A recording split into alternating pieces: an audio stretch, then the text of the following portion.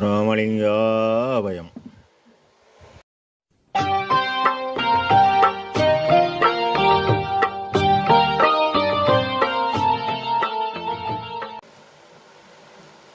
அருட்பெரும் ஜோதி அருட்பெரும் ஜோதி தனிப்பெரும் கருணை அருட்பெரும் ஜோதி எல்லா உயிர்களும் இன்புற்று வாழ்க, வள்ளல் மலரடி வாழ்க வாழ்க.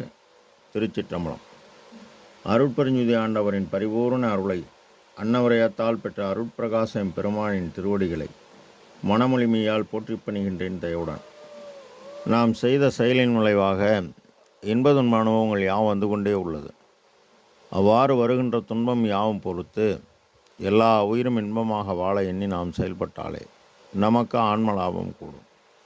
நம் பெருமான் பாமாலை ஏற்றல் என்ற தலைப்பில் 3வது பாடலில் ஏத ஆகுமோ என எண்ணி இசைத்ததெல்லாம் வேத ஆகமம் என்றே மேல் அணிந்து கொண்டான். பாதார விந்தம் எனது சிரசு மேல் அமர்த்தி மெய்யளித்த எந்த நடராஜன் இசைந்து என இப்பாடலை பதிவு செய்கின்றார். இசை என்பது சா ரி க ம ப த நி இந்த 7 அச்சரம் ஒன்று கூடினால் இசை, நாதம், ஒளி.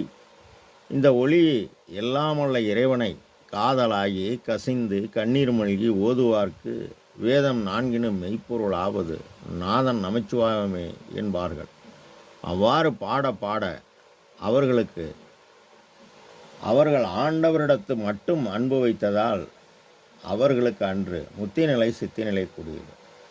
நம் பெருமான் ஆண்டவரிடத்து அன்பும் உயிர்கள் பால் தயவும் அவ்வாறு அவர் பதம் பிடித்து பாடிய பாட்டெல்லாம் தன்னுள் தன் இறைவனை தன் ஆன்ம அறிவை கொண்டே பாடிய திரு அம்பலப்பாட்டு.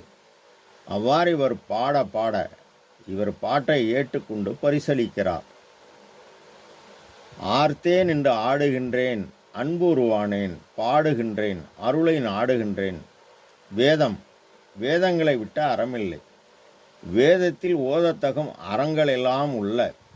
ஆகமம் என்பது ஆசை விட்டு அறத்தை பற்றி என்கிறது. ஆனால் நம் பெருமான் எல்லா உயிரும் இன்பமாக வாழ சத்திய தர்மசாலை நிறுவி பரோபகார செயலாகிய அற்றால் அறிவசு தீர்த்தலை மேலான அறம். இறைவன் எல்லா உயிரில் மீக்கமர நிறைந்துள்ளான். எனவே அந்த உயிர்களின் முதல் துன்பம் நீக்குதலே மேலான அறம். நம் ஐயா கண்ட அறம் எல்லாவற்றையும் விட மேலானது. இதனை தன் இறை அக அனுபவமாக அகவலில் ஆகம முடிமேல் ஆரண முடிமேல் ஆக நின்று ஓங்கியது அருட்பெருஞ்சோதி என்கின்றார் நம் ஐயா. அதனால் எல்லா பாமாலையும் பூமாலையாகத்தான் ஏற்றுக்கொண்டார்.